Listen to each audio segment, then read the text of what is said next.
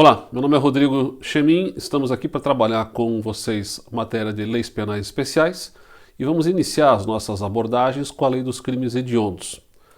Essa é uma lei que surge logo depois da Constituição de 88, onde inclusive nós temos pela primeira vez a identificação da expressão crimes hediondos na legislação brasileira. Então vamos começar a análise justamente pelo texto constitucional. É no artigo 5º, inciso 43, que, como eu disse, pela primeira vez aparece a expressão crimes hediondos na legislação brasileira. E aparece sem uma definição, né? A Constituição ela indica o seguinte: ela diz que a lei considerará inafiançáveis e insuscetíveis de graça ou anistia a prática da tortura, o tráfico ilícito de entorpecentes e drogas afins, o terrorismo e os definidos como crimes hediondos, por eles respondendo os mandantes, os executores e os que, podendo evitá-los, se omitirem. Então, a Constituição está indicando que a lei definirá os crimes que sejam considerados tecnicamente como crimes hediondos. A Constituição, portanto, não traz uma definição.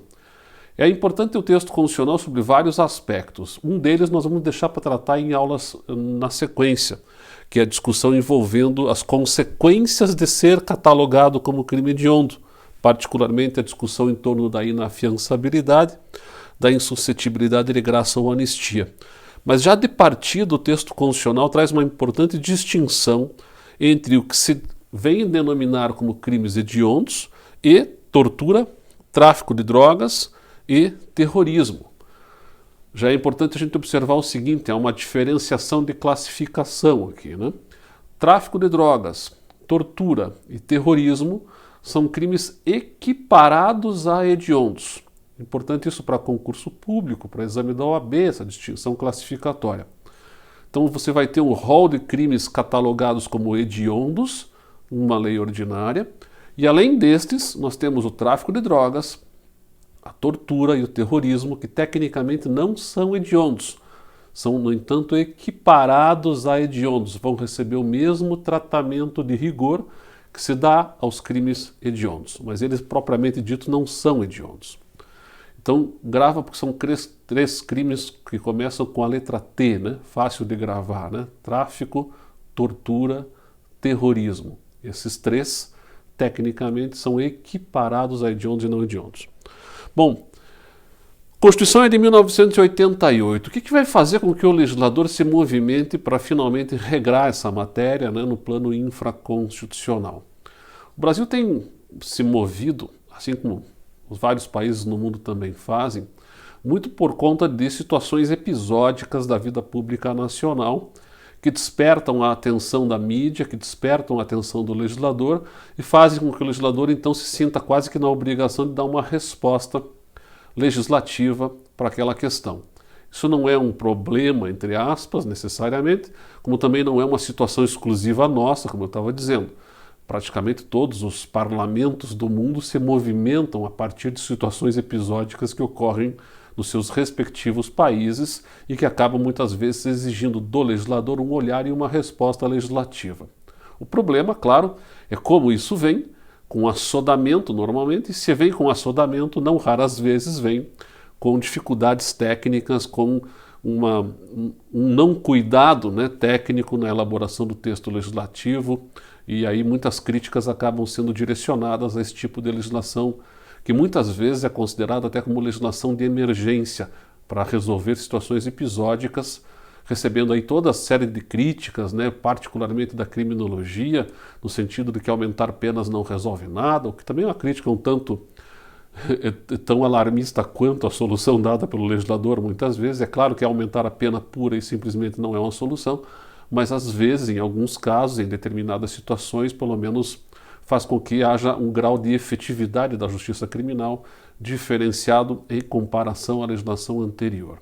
O fato é que, nesse caso da lei dos crimes hediondos, nós vamos ter de novo uma situação que foi uma situação vivida final dos anos 80 e eu diria assim ao longo dos anos 90 de forma bastante intensa, que foi um problema envolvendo crimes de extorsão mediante sequestro, praticados em bastante, enfim, quantidade, tanto no Rio de Janeiro, quanto em São Paulo, quanto em outros lugares do país. Tem alguns fatos até que foram bastante marcantes e eu iniciaria então destacando esses fatos para, enfim, ilustrar como é que a coisa foi conduzindo ao momento necessário para a edição da lei e como às vezes a lei foi feita também, às vezes a lei é feita, melhor dizendo, de forma apressada, e aqui também parece que tenha sido esse o problema. Já em 22 de agosto de 1988, portanto um pouquinho antes da Constituição ainda, nós tivemos um caso muito famoso no Brasil na época, que chocou muito o país, o sequestro de dois meninos, um menino chamado Bruno e outro Alexandre. O Bruno tinha 3 anos de idade e o Alexandre 7. Foram sequestrados e isso comoveu o país na época. Finalmente conseguiram libertar os guris, né? Devolveram os irmãos e o sequestro se encerrou, mas chamou muito a atenção, foi muito difundido na época. Essa é uma notícia da época, né? Do dia 22 de agosto de 1988. Em 1989, no dia 17 de dezembro, nós tivemos também um caso bastante famoso, que foi o crime de extorsão mediante sequestro, envolvendo o empresário Abílio Diniz, que é do grupo Pão de Açúcar, né? E aqui a manchete do dia 17 de dezembro de 89 é que a polícia negocia, liberta Diniz e prende os seus sequestradores. Em 21 de junho de 1990, também um outro empresário muito famoso, que era o Roberto Medina, quem organiza o Rock in Rio ainda hoje, né? Foi também vítima de extorsão mediante sequestro, acabou pagando um resgate, foi libertado, né? E a polícia inicia a caçada aos sequestradores, depois até localizou. E aí o caso do Roberto Medina ele foi muito impactante, porque quando ele foi libertado, ele convocou uma entrevista coletiva. Até um tempo atrás essa entrevista ainda estava disponível no YouTube, eu não localizei mais, tenho a impressão que apagaram do YouTube. Mas era uma entrevista que foi levada ao ar por toda a mídia, naqueles plantões do Jornal Nacional, né? E nessa entrevista, o Roberto Medina cobrava, mas cobrava de forma bastante incisiva, a necessidade de se mudar a legislação, de se fazer uma legislação mais rigorosa para impedir esses crimes de extorsão mediante sequestro, que, como eu disse, já vinham acontecendo e chamando a atenção da mídia, e ele então, vitimado que estava, naturalmente revoltado com aquela situação, acaba fazendo uma cobrança pública que causou também muito impacto na ocasião. Depois tivemos, ainda em julho de 1990, um outro empresário que foi solto também depois de 9 dias de sequestro. Tivemos também, ainda em julho, no dia 19 de julho, um outro empresário também vítima de sequestro, e aqui a notícia dava conta que faltam apenas 6 chefes de quadrilha de sequestradores da época. Havia de fato uma profusão de sequestros com extorsão em conjunto, né? Foram capas sucessivas da revista Veja, na época a principal revista em circulação no país, edição do dia 27 de junho de 1990, a praga dos sequestros. Bandidos, policiais, políticos e advogados se misturam para terminar o maior sequestro do Rio de Janeiro, e a cidade em que o crime cada vez mais dá as cartas. No dia 18 de julho de 1990, de novo capa da Veja, o pesadelo carioca, os sequestros crescem 200% em 6 meses, dava notícia na capa da Veja.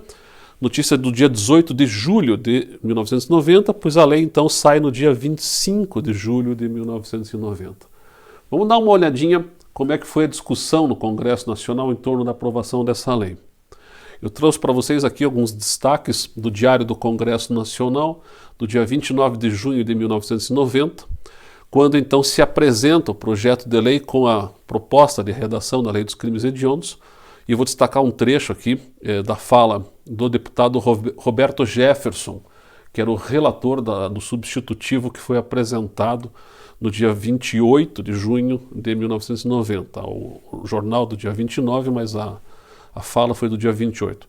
Disse então o deputado Roberto Jefferson: entendemos preliminarmente quanto à proposição que o Poder Legislativo não poderia perder esta importante oportunidade para oferecer sua concreta contribuição à legislação penal, tendo em vista ainda, pela natureza dos crimes que vem abalando e causando indignação e repulsa da sociedade, o resgate do débito de regulamentação do dispositivo constitucional, que pede a definição dos crimes hediondos, entre os quais necessariamente se incluem o sequestro e a extorsão.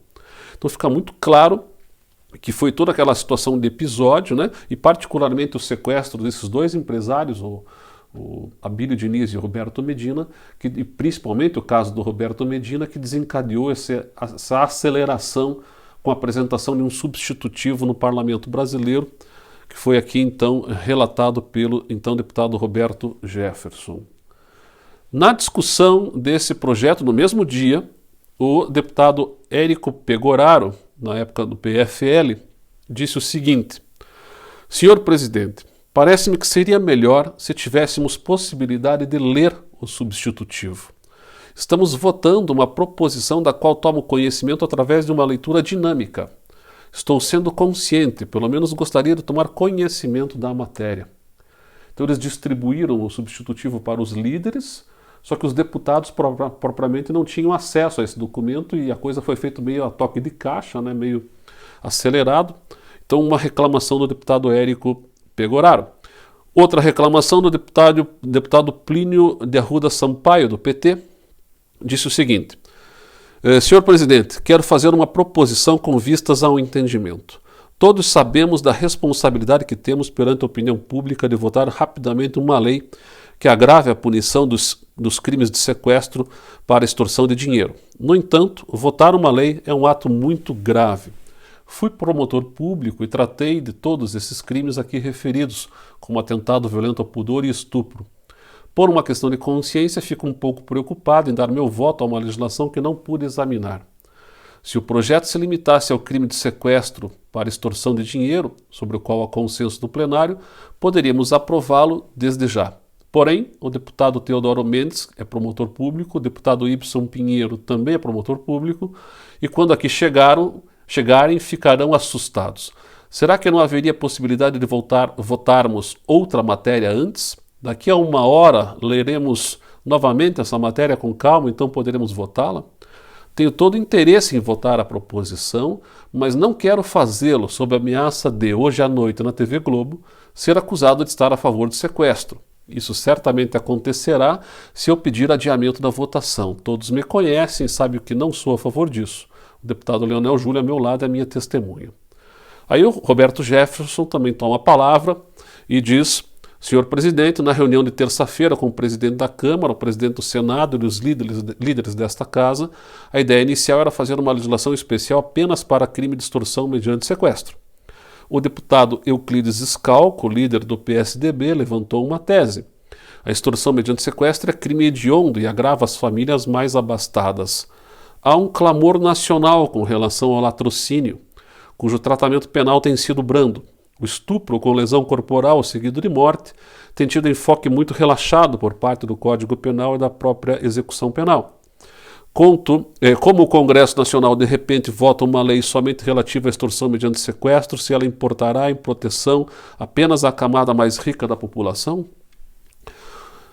Houve um acordo entre todos os líderes no sentido de definirmos não apenas os crimes de extorsão mediante sequestro, mas os crimes hediondos, como o latrocínio, o estupro com lesão corporal e seguido de morte, o atentado violento ao pudor, que é uma forma de estupro, a relação sexual diversa da conjunção carnal, o envenenamento de água potável, de alimentos, de medicamentos, de genocídio, a tortura, o terrorismo, o tráfico de entorpecentes e drogas afins. Então, esse foi o nível do debate, que se encerra com a seguinte argumentação do deputado Amaral Neto, do PDS do Rio de Janeiro, dizendo o seguinte: senhor presidente, solicito ao secretário de mesa a leitura do artigo 155 do Regimento Interno para que o nobre deputado, Domingos Leonelli, entenda a minha posição. Eu e tantos outros deputados que lutamos por isso há anos, sabemos o que ocorre em minha cidade, ele é do Rio de Janeiro, né? Onde não importa se a pessoa é rica ou pobre para ser sequestrada. O ilustre deputado César Maia, do PDT, se estiver no plenário, poderá atestar que em bairros e cidades pobres, como Nova Iguaçu, chegou-se agora ao que se chama de sequestro a varejo. Na casa de famílias pobres, deixam bilhetes com os seguintes dizeres: ou pagam 10 mil reais, ou seu filho será sequestrado e morto. Então esse era o panorama, a urgência, o grau do debate, que era um debate que ficou muito na emoção, pouco na técnica. Não se discutiu muito a técnica, o porquê de catalogar determinados crimes como hediondo e outros não, salvo a extorsão mediante sequestro, a questão do estupro e do latrocínio. E a lei sai, então, no dia 25 de julho, com esta redação e com esta estrutura. Tudo era aglutinado no caput. Hoje ela tem uma outra estrutura, a gente vai ver depois na sequência. E dizia que eram considerados hediondos os crimes de latrocínio, extorsão qualificada pela morte, extorsão mediante sequestro na forma qualificada, estupro, atentado violento ao pudor, que são os crimes que se debateu até em alguma medida, muito superficialmente, como nós vimos, mas enfim. E depois vem epidemia com resultado morte. É curioso, a gente está vivendo até uma epidemia agora, né? Porque nunca se tinha ouvido falar de epidemia até 1990. A última grande epidemia que tivemos foi em 1920. Mas enfim, e o crime de epidemia com resultado morte é um crime muito difícil de acontecer, inclusive agora, na epidemia que estamos vivendo, porque em alguma medida ele traz uma dificuldade probatória ou até ilógica, porque se estamos diante de uma pandemia, se ela já é pré-existente, como é o caso agora da Covid-19, que é uma pandemia global, o crime diz causar epidemia, quer dizer, o ato tem que ser um ato doloso, com a intenção de provocar uma situação de epidemia num local em que ela não existe, e com esta conduta eu tenho que ter uma demonstração que eu gerei um resultado morte. Muito difícil na época. Não é clara a inserção do porquê da inserção dessa figura penal na lei dos crimes hediondos. Eu arriscaria dizer, um palpite, né, que talvez o deputado que tenha se preocupado com essa questão tenha pensado na transmissão do vírus da AIDS na época. À época, o problema da AIDS era um problema, era e ainda é, né? Mas na época era muito pior ainda, porque não havia ainda medicação ou fórmula que pudesse conduzir a um tratamento para o sujeito seguir vivendo mesmo com o vírus. Na época era quase que uma sentença de morte ter adquirido o vírus da AIDS. Muitos cantores, artistas, enfim, personalidades acabaram falecendo por conta desse vírus, né, no mundo inteiro, e aí havia uma grande preocupação com a transmissão dolosa do vírus da AIDS. Não era, se essa era a intenção, também não era uma saída adequada para a questão, porque transmitir dolosamente o vírus da AIDS nunca foi categorizado como um crime de epidemia com resultado morte. Poderia ser, quando muito, um crime de lesão corporal dolosa gravíssima, né, na ótica da enfermidade incurável. Da época, não tinha, portanto, muita razão de ser da inserção dessa figura penal. Como eu disse, não há uma explicação no projeto de lei, não há um debate do porquê que esse crime foi inserido. A única explicação que eu consigo intuir, mais ou menos, deve ter sido por conta disso. Muito similar à crítica que se possa fazer em relação ao crime de envenenamento de água potável ou de substância alimentícia ou medicinal qualificado pela morte. Também não se sabe por que este crime foi selecionado e incluído aqui como crime hediondo. E por fim, o genocídio também foi incluído como hediondo. O homicídio qualificado não está presente na redação original da Lei dos Crimes Hediondos. Por que não está presente? Ninguém sabe. Muito provavelmente porque a lei foi feita às pressas, né? Foi feita a toque de caixa, como nós vimos agora há pouco. Então essa era a estrutura original da lei em 1990. E é interessante de observar porque ela vai sofrer uma primeira grande alteração em 1994, também em razão de situações episódicas que nós vamos viver e que vão chamar a atenção da mídia de maneira bastante diferenciada. Nós vamos ter algumas situações que se organizam em termos de proximidade temporal e que conduzem, então, o legislador a alterar a legislação em 94. E eu destaco aqui os episódios.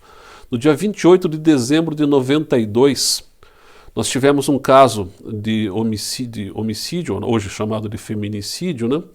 Que a atriz Daniela Pérez foi vítima de feminicídio com 18 golpes de tesoura. Ela fazia o par romântico na novela do horário nobre da Rede Globo, que na época era o programa, né, do povo brasileiro. Nós não tínhamos internet, não tínhamos essas diversões laterais, hoje era exclusivamente televisão. O horário nobre da Rede Globo fazia com que praticamente a população brasileira inteira ficasse assistindo televisão naquele horário e assistia a uma novela chamada, se não me falha a memória, Corpo e Alma. E o par romântico da novela eram os atores Guilherme de Pádua e Daniela Pérez, que era filha da novelista Glória Pérez, que tinha escrito a novela. Então ela, atriz jovem, bonita, talentosa, contracenando com o ator Guilherme de Pádua, e na vida real que se identifica que o Guilherme de Pádua mata a atriz Daniela Pérez, né? Então se noticiava na época, inclusive o Bira matou a Yasmin, né? 18 golpes de tesoura matam Yasmin e tal. O que choca dentre tantas coisas nesse episódio foi, além da situação específica, né, de ser um ator matando a atriz, de serem um casal que fazia o par romântico da novela. O crime ainda ocorreu no dia 28 de dezembro, que é uma data entre Natal e Ano Novo, em que, enfim, os sentimentos estão mais à flor da pele, naturalmente, já de toda a população, né? E foi um crime brutal, com 18 golpes de tesoura. O ator ainda vai na delegacia consolar a mãe da atriz antes de revelar e confessar a autoria do delito. Ele depois confessa até a autoria do delito, vai ser julgado, condenado e tal. Esse episódio, portanto, causou muita comoção, e quando a mãe da novelista, da atriz, a novelista Glória Pérez, é informada que, em caso de condenação, o autor do delito, ser condenado, pegaria uma pena mínima de 12 anos, e progrediria com um sexto do regime fechado para o semiaberto, ou seja, ficaria apenas 2 anos realmente preso, dali para frente entraria no sistema progressivo de cumprimento de penas. Ela então se sente incomodada com aquilo, quer dizer, então o sujeito que mata a minha filha com 18 tesouradas no pescoço, quando ou muito ficará 2 anos preso, depois progride no cumprimento da pena para o semiaberto e vai para o aberto? Mas é muito pouco.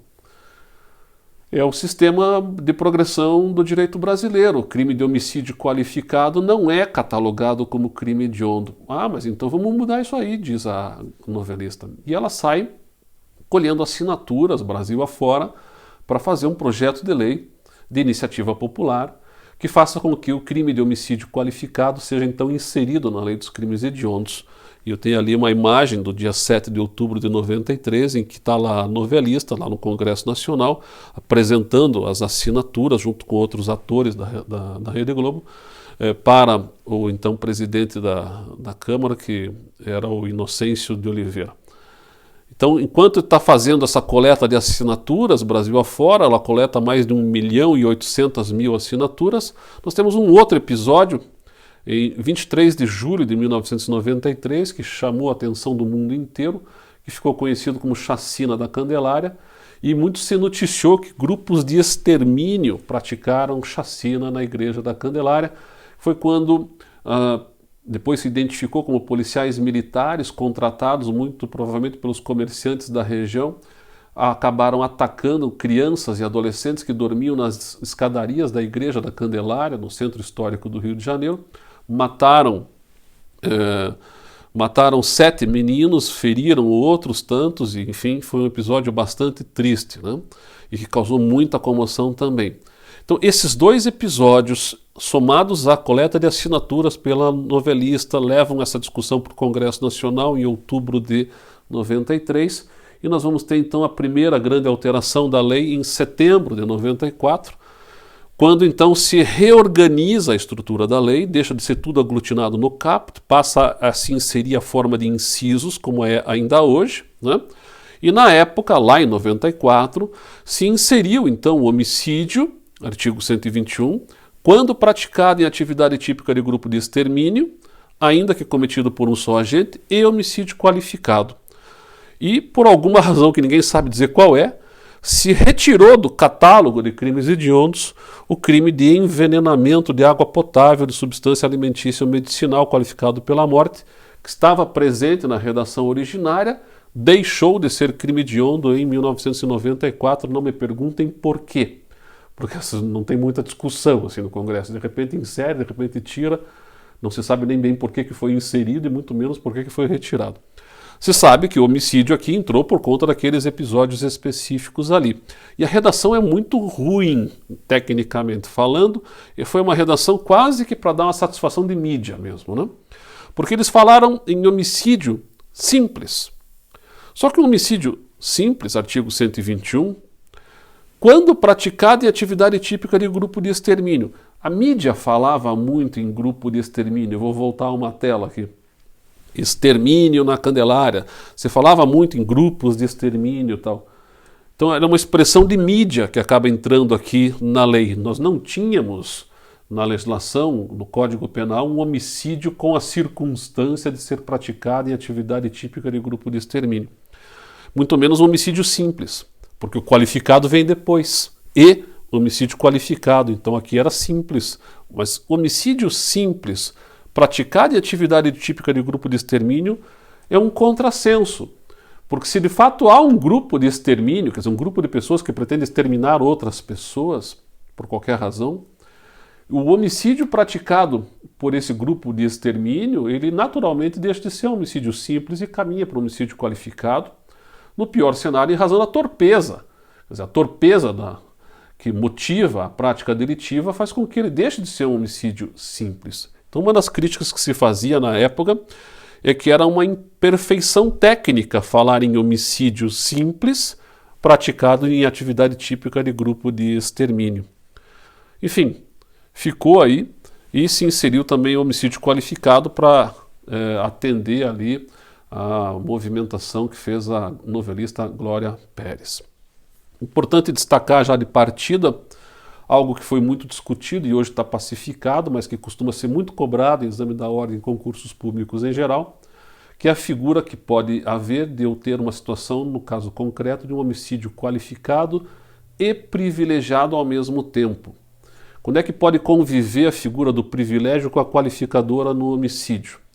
Bom, ela pode conviver quando eu tenha, por exemplo, um privilégio de natureza subjetiva e uma qualificadora de natureza objetiva.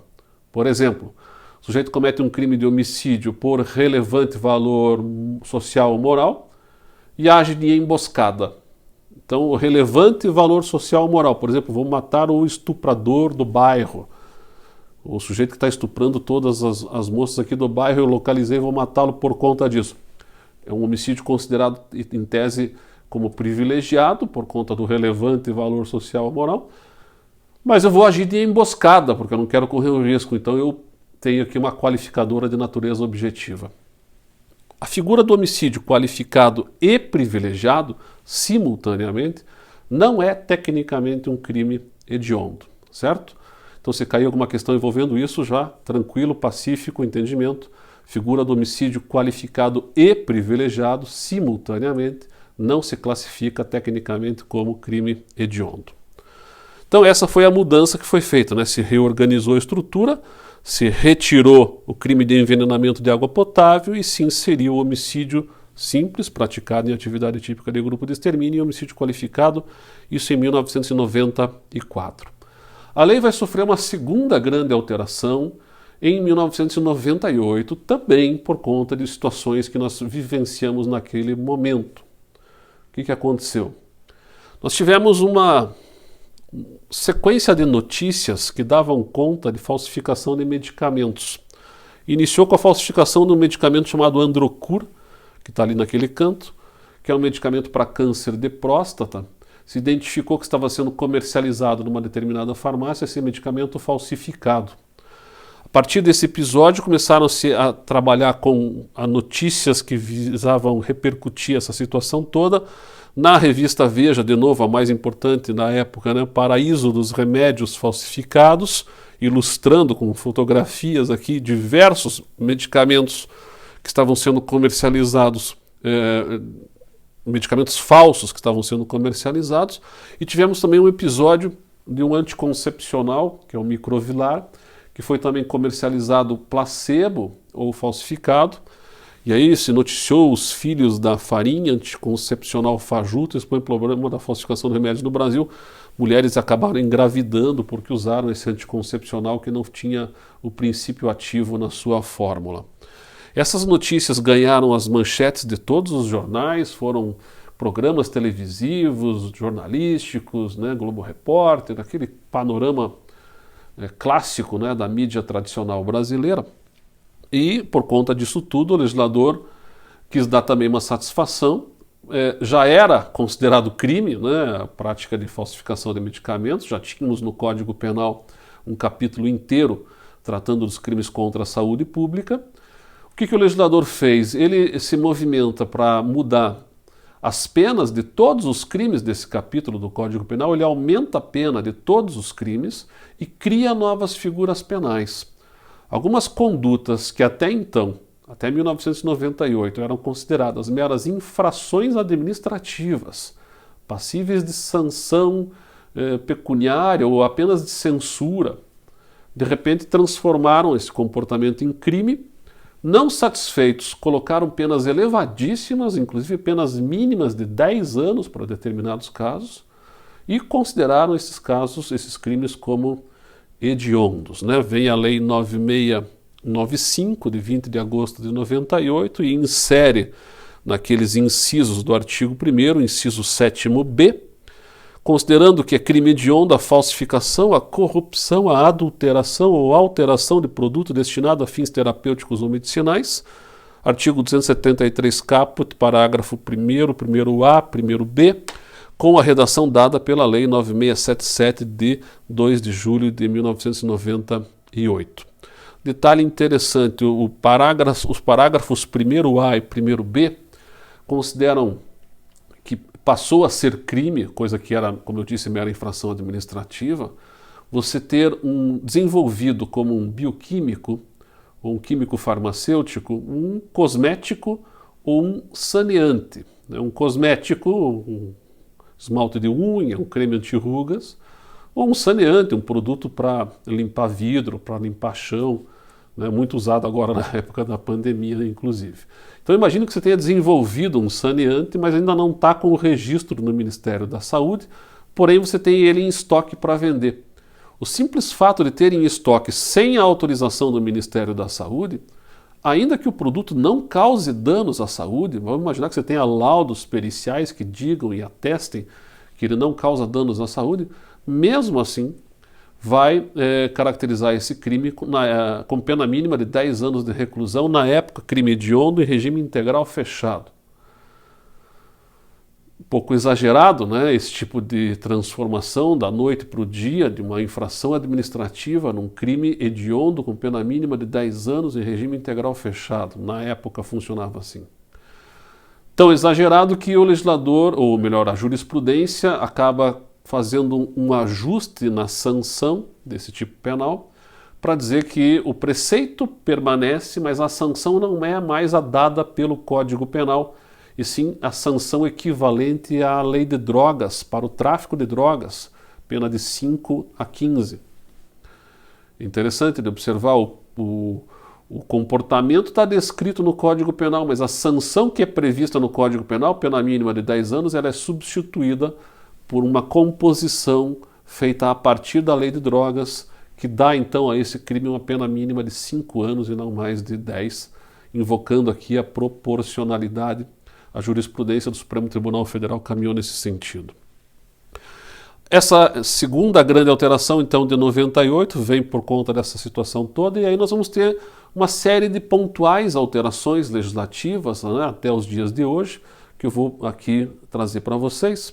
Primeira, na sequência daquela de 98, a Lei 12.978, de 21 de maio de 2014, acrescenta o inciso 8º, favorecimento da prostituição ou de qualquer forma de exploração sexual de criança ou adolescente ou de vulnerável, passa a ser crime hediondo a partir então de 2014. No dia 18 de maio se celebra o dia de alerta geral para as questões que envolvam exploração sexual infantil. Então, muito provavelmente essa lei veio próxima da data, até quase como uma homenagem. O legislador brasileiro tem feito muito isso. Muda as leis a partir de datas comemorativas, como ele vai fazer também na sequência com a questão do feminicídio, né? Todo dia 8 de março se celebra o Dia da Mulher, então no dia 9 de março de 2015 se acrescenta um inciso no Código Penal, que é o inciso 6º, lá no Código Penal, em relação ao parágrafo 2º do artigo 121, justamente inserindo a figura do feminicídio, que passa a ser também catalogada aqui como crime hediondo, com esta mudança que é a inserção do "e", inciso 6º, quando faz alusão ao 121, parágrafo 2º, incisos correspondentes ao homicídio. Então o feminicídio é, a partir de 2015, introduzido também na Lei dos Crimes Hediondos e catalogado nestes termos. Vamos ter depois, na sequência, a questão do homicídio funcional, em 2015, Lei 13.142, de 6 de julho de 2015, as questões que envolvem aqueles GLOs no Rio de Janeiro, né, o Exército sendo convocado para pacificar lá as situações, a Força Nacional e tal. E aí se começa a perceber a necessidade de dar um tratamento mais rigoroso para quem mate ou lesione policiais e, enfim, atores envolvidos na Força Nacional de Segurança Pública, e a coisa é introduzida no Código Penal e também aqui na Lei dos Crimes Hediondos se acrescenta o inciso 7º naquele rol de incisos do homicídio qualificado e se acrescentou o inciso 1º-A para também dizer que é crime hediondo, a partir de 2015, a lesão corporal dolosa de natureza gravíssima, a lesão corporal seguida de morte, quando praticadas justamente contra a autoridade ou agente descrito nos artigos 142 e 144 da Constituição Federal, integrantes do sistema prisional e da Força Nacional de Segurança Pública, quando os homicídios e as lesões corporais forem relacionadas ao exercício da função ou em decorrência dela, estendendo-se também esse mesmo tratamento a condutas que atinjam cônjuge, companheiro ou parente consanguíneo até 3º grau em razão dessa condição. Então, uma nova classificação aqui do comportamento como hediondo. Em 2017, uma outra alteração inserindo no parágrafo único do artigo 1º o crime de posse ou porte ilegal de arma de fogo de uso restrito. A partir de 2017 passa a ser considerado tecnicamente como crime hediondo. E a última grande mudança que tivemos veio com o pacote anticrime. Essa série de alterações que nós tivemos, né, no finalzinho de 2019, que entrou em vigor no dia 23 de janeiro de 2020. Muita coisa foi alterada aqui na Lei dos Crimes Hediondos e se inseriu aqui a figura do roubo. Lembra que só era previsto latrocínio. Latrocínio é roubo com resultado morte. Agora, além do latrocínio, foi inserido aqui também o roubo praticado em circunstância pela restrição de liberdade da vítima, roubo circunstanciado pelo emprego de arma de fogo ou pelo emprego de arma de fogo de uso proibido ou restrito, roubo qualificado pelo resultado de lesão corporal grave ou morte, que já era previsto que era o latrocínio. Então todas essas figuras qualificadas aqui, né, majoradas no caso do crime de roubo, passam a ser catalogadas como hediondas, assim como se estendeu também a extorsão com a restrição de liberdade da vítima ou com ocorrência de lesão corporal, que não era previsto também. Se acrescenta o furto qualificado pelo emprego de explosivo de artefato análogo que cause perigo comum. Muito crime de furto a banco usando explosivos, né, principalmente em cidades do interior, causando comoção na localidade e tal. O interessante é que é um descompasso técnico aqui, né, porque existe também a figura do roubo qualificado pelo emprego explosivo de artefato análogo que causa perigo comum. Só que o roubo qualificado por emprego de explosivo e tal não foi catalogado como hediondo. Já o furto, que é menos grave do que o roubo, que é a diferença entre furto e roubo é que o roubo é praticado com violência ou grave ameaça e o furto é sem violência ou grave ameaça. Só que este furto na forma qualificada passa a ser hediondo, o roubo com a mesma qualificadora não foi catalogado como hediondo. Se inseriu também o crime de comércio ilegal de armas de fogo, que não era hediondo, passa a ser. Também o crime de posse e porte ilegal de arma de fogo de uso proibido, antes era de uso restrito. Crime de tráfico internacional de arma de fogo, acessório ou munição, que também não era catalogado como hediondo, passa a ser.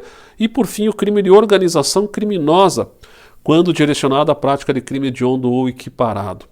Então, tudo isso foi inserido, ampliou bastante o rol de crimes hediondos. Foi feito também uma inserção de um inciso 8º nas figuras do homicídio, mas, como eu estou indicando ali, isso foi vetado pelo presidente da República. Era um homicídio praticado com arma de fogo de uso restrito ou proibido. Foi vetado porque entendeu-se que integrantes das Forças Armadas, do Exército, enfim, da própria polícia, poderiam responder por essa qualificadora, o que não se entendeu conveniente e foi vetado pelo presidente da República, tendo sido mantido o veto. Então essa foi a última grande alteração que nós tivemos na lei dos crimes hediondos, e com isso a gente fecha esse panorama introdutório, para ter uma ideia geral de como é que a lei foi feita, como ela foi sendo alterada, e agora tem uma série de questões ainda para serem trabalhadas no que diz respeito a, sim, e daí, né? Esses são os crimes hediondos, e daí o que eles têm de diferentes? Não sei se ficou claro, mas a lei dos crimes hediondos ela não tipifica nenhum crime, ela simplesmente rotula. Ela diz, estes são hediondos, e os que não estiverem aqui não são hediondos. São outra categoria de delito, menos severo tratamento em comparação aos crimes hediondos. A gente vai ver no próximo encontro que nós tivemos também uma série de alterações em paralelo a estas legislações aqui, que mudaram as consequências da lei dos crimes hediondos. Se lá na origem, em 1990, ela tinha um tratamento bem rigoroso, de ser um regime integral fechado, não dava direito à progressão do regime, não dava direito à liberdade provisória, quando era preso em flagrante ficava preso o processo inteiro. Esse rigor todo ele vai se esvaziando um pouco, nós vamos tratar dessa questão toda no nosso próximo encontro, e por hoje ficamos por aqui. Obrigado, até a próxima.